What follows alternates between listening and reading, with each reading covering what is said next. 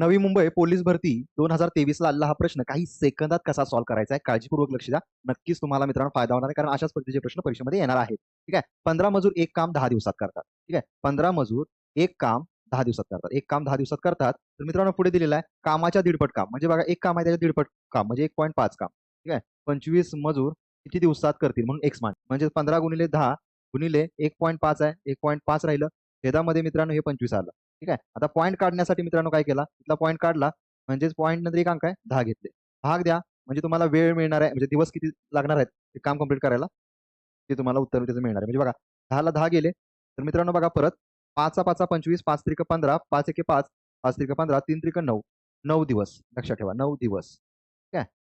9 दिवस. ऑप्शन कुठे आहे? ऑप्शन टी 9 दिवसात.